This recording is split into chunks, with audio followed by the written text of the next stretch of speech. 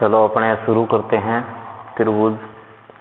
कल से आगे शुरू करते हैं आज एक नए क्वेश्चनों के साथ। एक समकोण त्रिभुज का क्षेत्रफल 30 सेमी स्क्वायर है तथा इसके विकिरण की लंबाई इसके कर्ण की लंबाई 13 सेमी है, तो छोटी भुजा की लंबाई कितनी होगी? यानी समकोण त्रिभुज का क्षेत्रफल दे रखा है।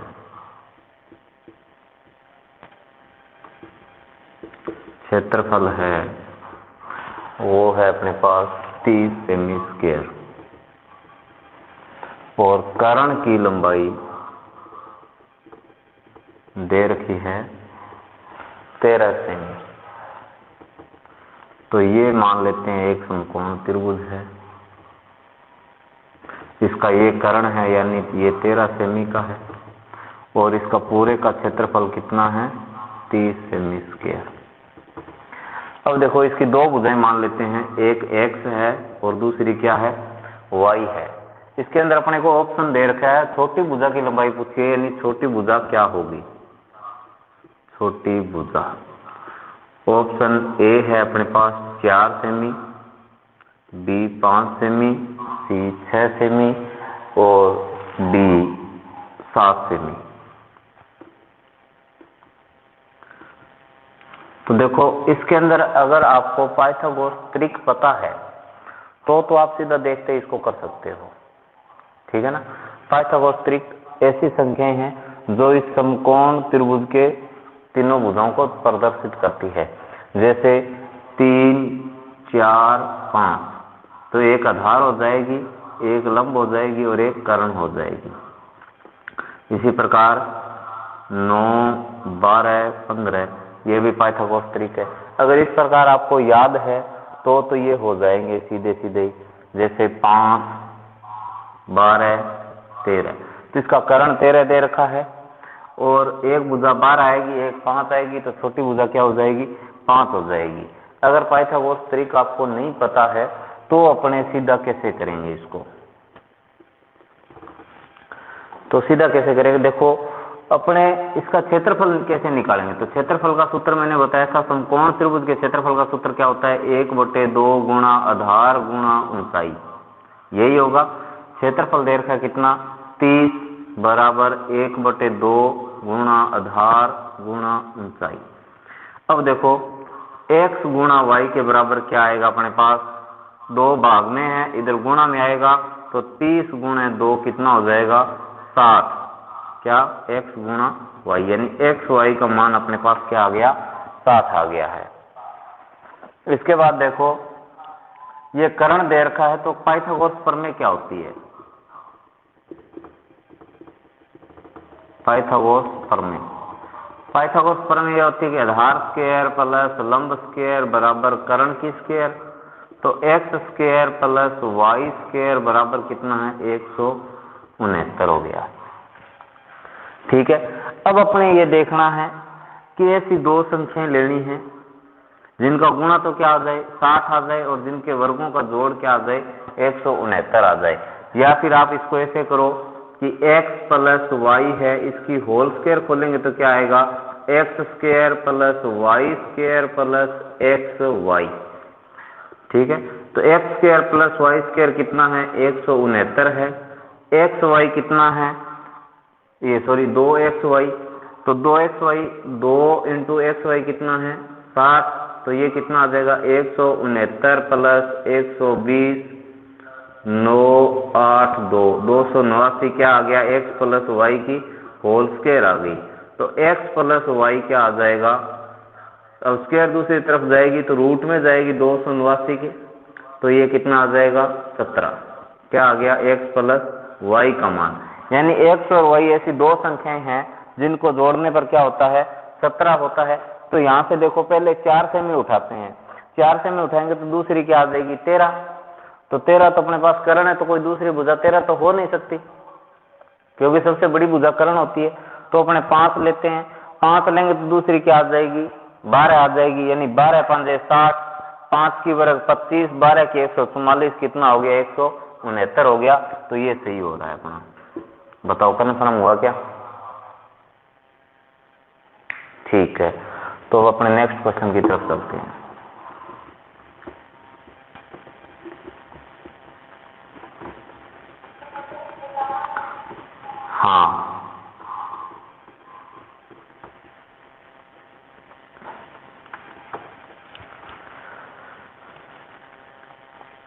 नेक्स्ट क्वेश्चन कर रहे हैं अपने। एक समद्विबाहु त्रिभुज की दो भुजाओं की लंबाइयां क्रमशः 7 सेमी तथा 15 सेमी है। एक समद्विबाहु त्रिभुज है, ये समद्विबाहु त्रिभुज है, दो भुजाएं बराबर है। इसने ये नहीं बताया कौन सी भुजाएं बराबर है। एक भुजा यानी दोनों भुजाएं क्रमशः, दोनों भुजाएं क्रमशः 7 सेमी तथा 15 सेमी है। यानी दो भुजाएं दी है, एक 7 सेमी है, एक 15 सेमी है, और ये समद्विबाहु त्रिभुज है। तो इसका जो परिमाप है वो कितना होगा, मैं ऑप्शन लिख देता हूं। पहला ऑप्शन पूछा क्या है, परिमाप पूछा है, परिमिति।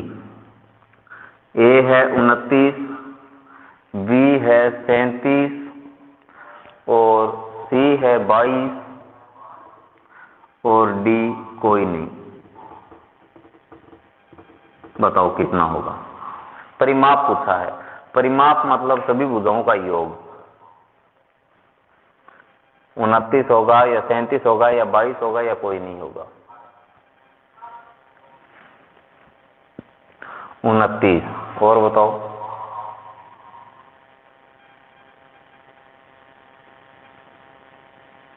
क्यों 37 नहीं हो सकता?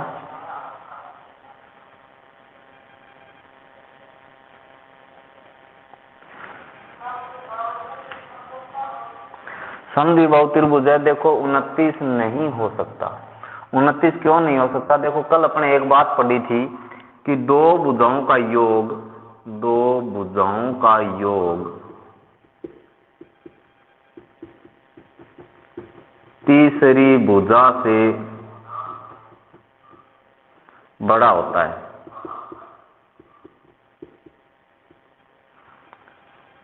ठीक है, और दो भुजाओं का अंतर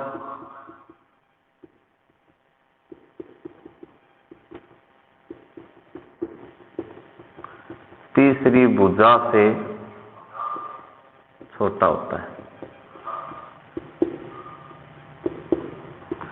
तो देखो अगर मैं मान लो इसकी ये 7 सेमी, ये 7 सेमी और ये 15 सेमी मान लेता हूं, ठीक है ना। तो देखो दो भुजाओं का योग तीसरी भुजा से बड़ा होता है। क्या 7 और 7 का जोड़ 15 से बड़ा है क्या? नहीं है, तो फिर 7 तो डबल हो नहीं सकता ना। तो फिर अपने डबल क्या करेंगे, डबल ये मानेंगे 15 सेमी। तो ये 15 सेमी है, ये 15 सेमी है, ये 7 सेमी है। ठीक है ना। तो 15 और 15 कितना हो जाएगा, 30 और 7 कितना हो जाएगा, 37 हो जाएगा। हो गया क्लियर? ठीक है।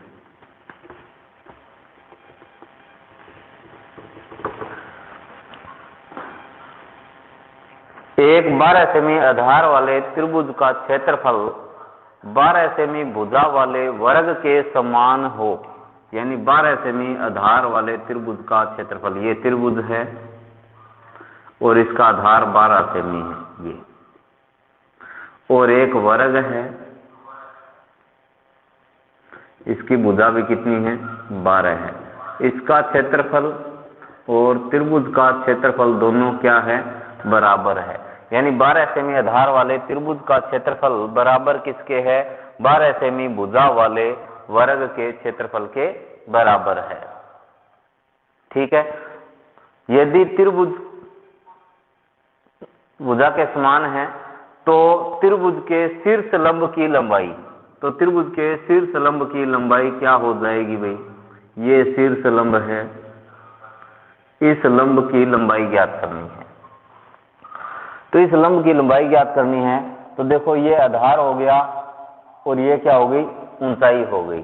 तो त्रिभुज का क्षेत्रफल क्या हो जाएगा, 1/2 गुणा आधार, आधार तो मैं लिख लेता हूं 12 और गुणा ऊंचाई, यही आएगा ना, बराबर वर्ग का क्षेत्रफल इसके बराबर है। तो वर्ग का क्षेत्रफल क्या होता है, भुजा गुणा भुजा। तो अब देखो ऊंचाई को इधर छोड़ दो, 12 गुणा में है, भाग में चला जाएगा, और 2 भाग में है, गुणा में चला जाएगा। ऊंचाई कितनी आ जाएगी, 12 गुणा 12, भाग में 12 और ऊपर गुणा में कितना आ गया, 2 आ गया। 12 से 12 कट जाएगा, कितना आ जाएगा, 12 दूए 24 सेमी। ये क्या आ गई, त्रिभुज की ऊंचाई आ गई। बताओ समझ में आया क्या? ठीक है, तो अपने नेक्स्ट क्वेश्चन की तरफ चल रहे हैं। देखो बिल्कुल आसान आसान क्वेश्चन है और ऐसे क्वेश्चन रीट में आ सकते हैं क्योंकि ये क्वेश्चन किताबों में दिए हुए हैं। नेक्स्ट क्वेश्चन है, एक त्रिभुज का क्षेत्रफल उस वर्ग के क्षेत्रफल के बराबर है जिसकी प्रत्येक भुजा 60 मीटर है। यानी त्रिभुज का क्षेत्रफल है, ये त्रिभुज है, इसका क्षेत्रफल और एक वर्ग है, इसका क्षेत्रफल, इसकी भुजा कितनी है, 60 सेमी है, इसके क्षेत्रफल के बराबर है।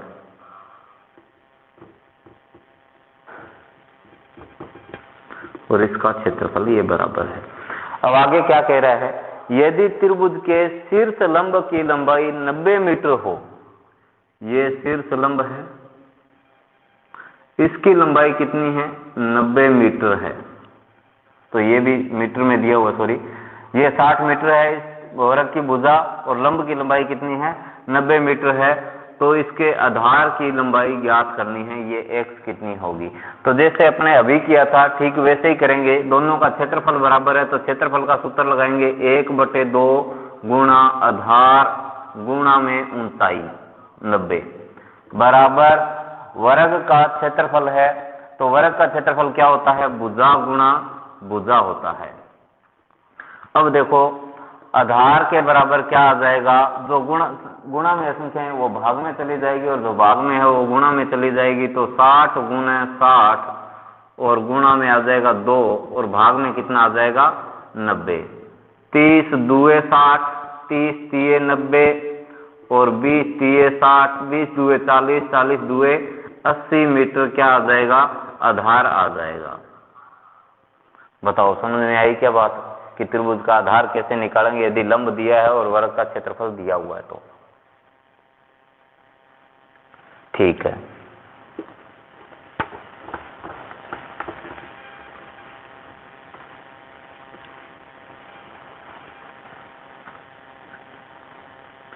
नेक्स्ट क्वेश्चन है, एक वर्ग तथा एक समबाहु त्रिभुज एक ही आधार पर बनाए गए हों तो इनके क्षेत्रफलों का अनुपात क्या होगा।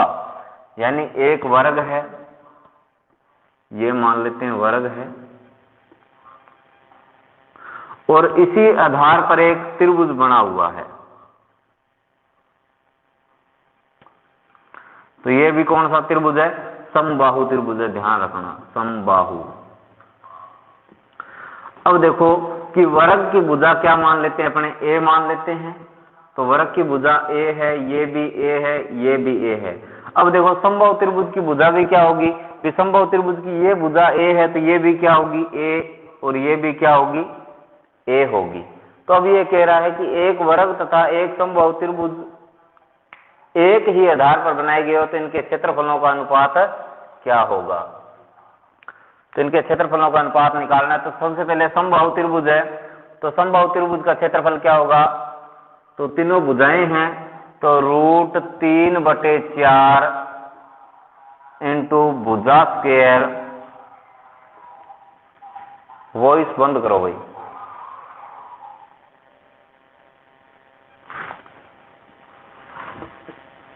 बराबर वर्ग का क्षेत्रफल की बात करें तो वर्ग का क्षेत्रफल क्या होगा, भुजा इंटू भुजा, और यहाँ पे भुजा की जगह मैं क्या लगा लेता हूँ, ए लगा लेता हूँ। अब देखो ए इधर है, ए स्क्वायर, और इधर भी क्या है, ए स्क्वायर है, ए को ए से गुणा करेंगे तो क्या बन जाएगा, ए स्क्वायर बन जाएगा। अब देखो जो गुणा में है वो भाग में चला जाएगा, तो इधर √3/4 √3 ए स्क्वायर लिख देते हैं और इधर क्या हो जाएगा, 4 ए स्क्वायर हो जाएगा। तो ए स्क्वायर को मैं दूसरी तरफ लेके जाऊंगा तो क्या आ जाएगा, √3 बराबर 4 ए स्क्वायर बटा में ए स्क्वायर, ए स्क्वायर से ए स्क्वायर कट जाएगा तो ये अनुपात क्या आ जाएगा, √3/4 आ जाएगा दोनों का। अब ये अपने बराबर रख के किया है, अब इसने पूछा है अनुपात, तो अपने अनुपात के रूप में लिख करके भी कर सकते हैं, ऐसे अनुपात लिख दो, या फिर अनुपात के रूप में लिखेंगे तो ऐसे लिख लेंगे कि त्रिभुज का क्षेत्रफल और बटा में वर्ग का क्षेत्रफल। तो त्रिभुज का क्षेत्रफल √3/4 इंटू ए स्क्वायर और बटा में भी क्या होगा ए स्क्वायर होगा, ए स्क्वायर से ए स्क्वायर कट जाएगा तो ये क्या हो जाएगा √3/4। तो ऊपर वाला जिसका दिया है त्रिभुज का क्षेत्रफल और बटा में वर्ग का क्षेत्रफल तो ये आ जाएगा √3:4 आ जाएगा। बताओ समझ में आई क्या बात है? ठीक है।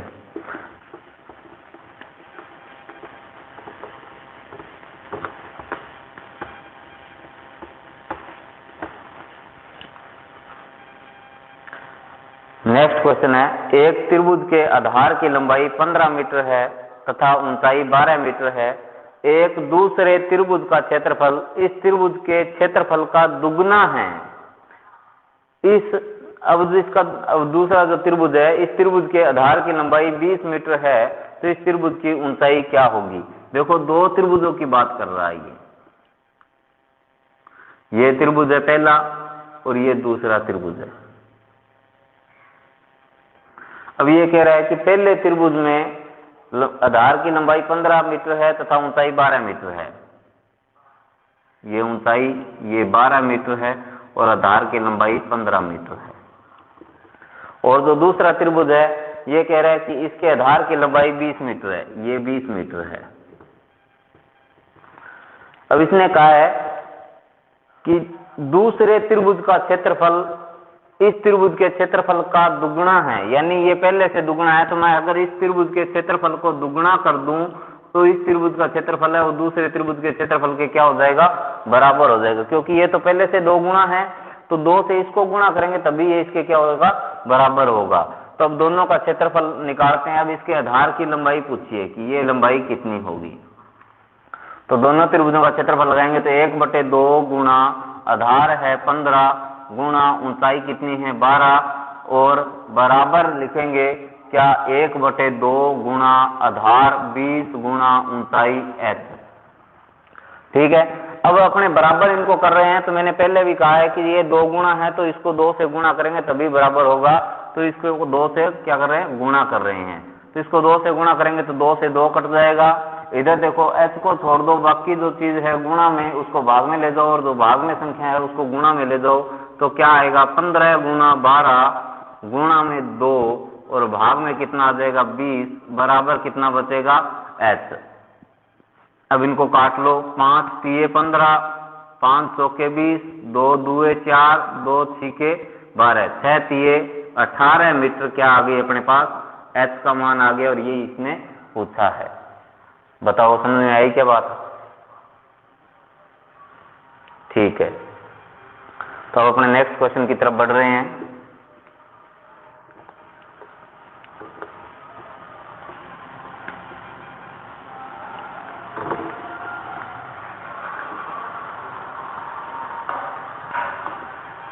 नेक्स्ट क्वेश्चन है, कल अपने बात की थी अंतःवर्त की।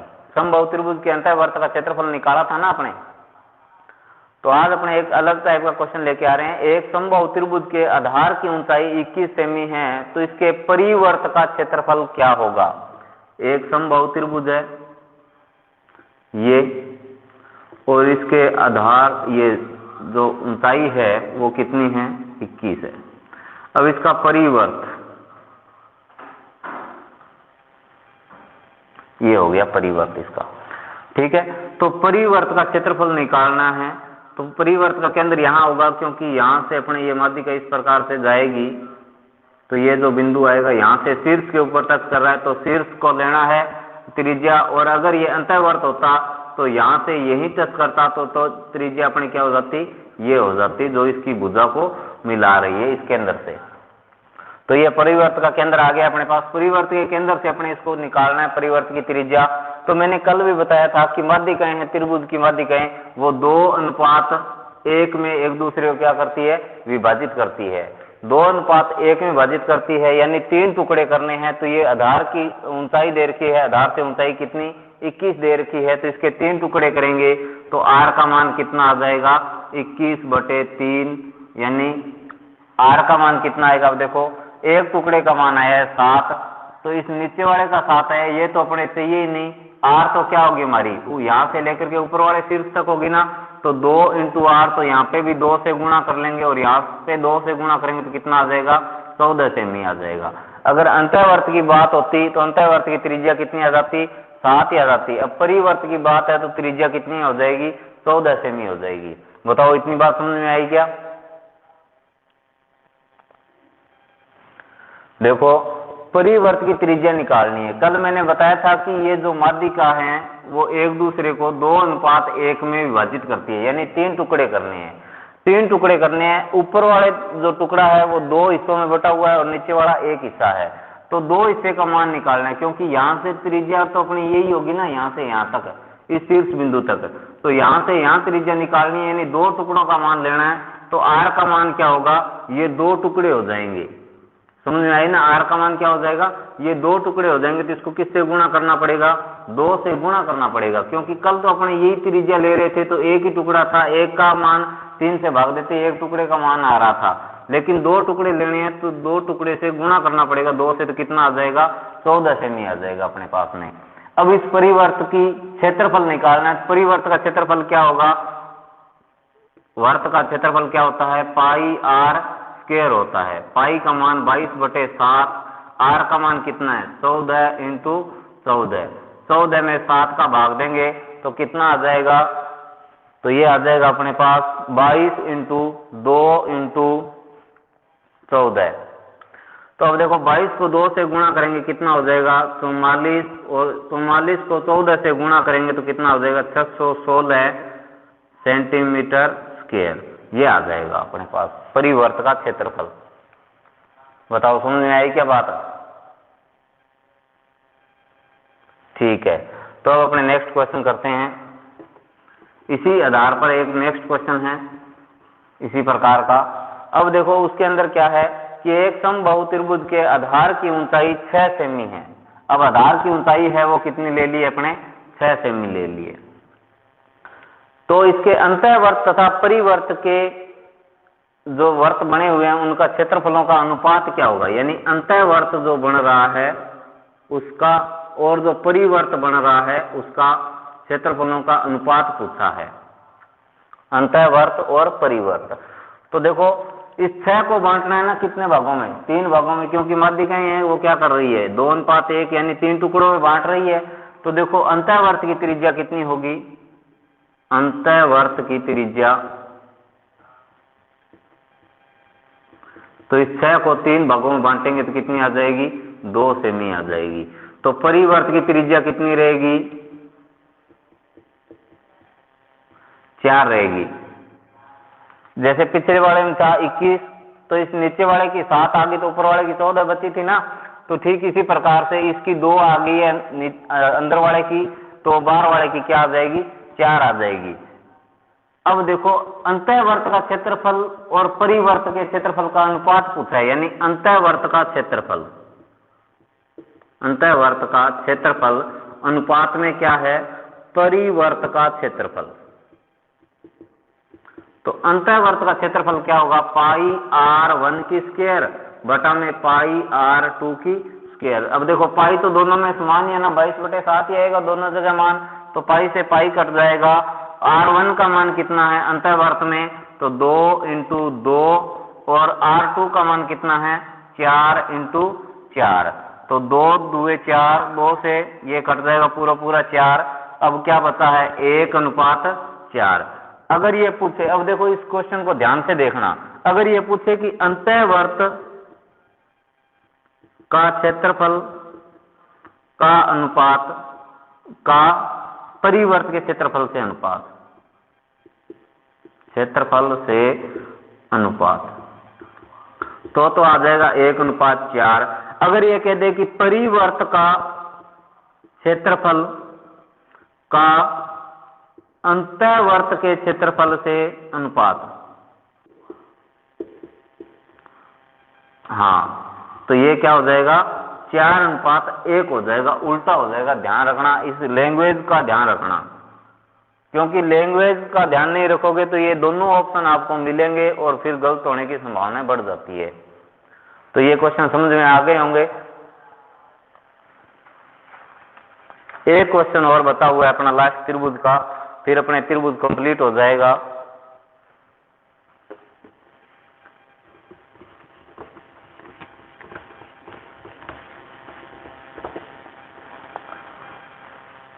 एक समद्विबाहु त्रिभुज की परिमिति 14 सेमी है। परिमिति दे रखी है कितनी? 14 सेमी। तथा दो बराबर भुजाओं में से एक भुजा तथा तीसरी भुजा का अनुपात, यानी बराबर भुजाएं जो है, जैसे मान लो ये त्रिभुज है समबाहु त्रिभुज, ये भुजा ए है, ये इसके बराबर है, और ये भुजा बी है। तो दो बराबर भुजाओं में से जो भुजा है ए और जो तीसरी भुजा बच गई अपने पास कौन सी? बी, इन दोनों भुजाओं का अनुपात है वो क्या है? 5:4 है। तो इस त्रिभुज का क्षेत्रफल बताना है कि इस त्रिभुज का क्षेत्रफल है, वो पूछा है कि ये क्षेत्रफल क्या होगा। तो देखो भुजाओं का अनुपात दे रखा है। सबसे पहले ये देखो कि ये 5 होगी तो ये 4 होगी और ये भी कितनी होगी? 5। इनके साथ में x लगा लेते हैं तो ये कितना हो जाएगा? 5 और 5 10 और 4 14, यानी 14x हो गया ना अपने हिसाब से परिमिति। और ये कह रहा है कि 14 ही है तो x का मान कितना आ जाएगा? 1 आ जाएगा। तो x यहाँ पे लगाने की जरूरत ही नहीं बची अपने पास, क्योंकि 14 के बराबर 14 हो रहा है। तो अब देखो ये तीनों भुजाएं आ गई अपने पास।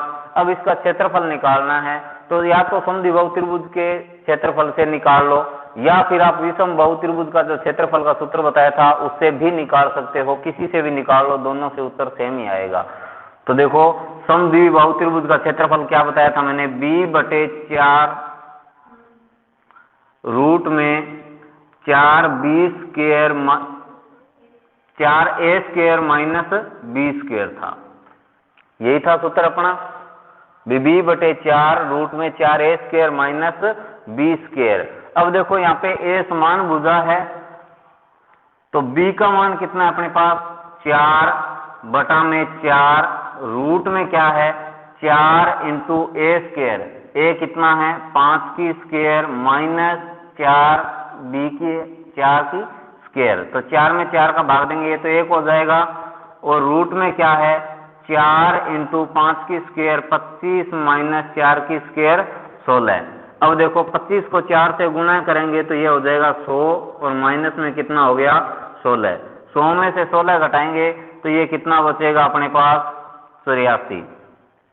अब देखो 84 के जो टुकड़े करने हैं तो अभाज्य, इनका वर्गमूल अगर पूरा पूरा नहीं आता है तो आप अभाज्य गुणनखंड कर लो। अभाज्य गुणनखंड करेंगे तो अपने पास टुकड़े क्या आएंगे?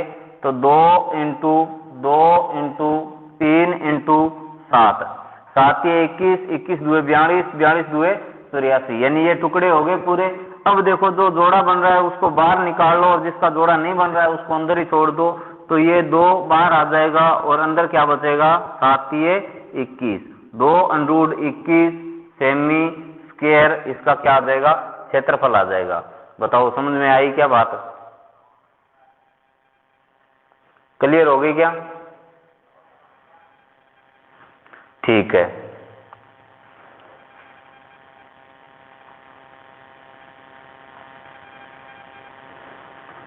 अब बताओ भाई कोई और दिक्कत हो तो।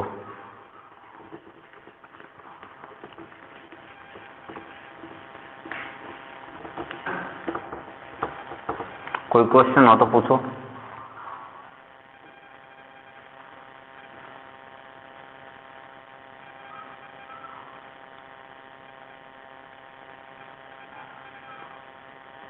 किसी के पास कोई क्वेश्चन हो तो पूछिए।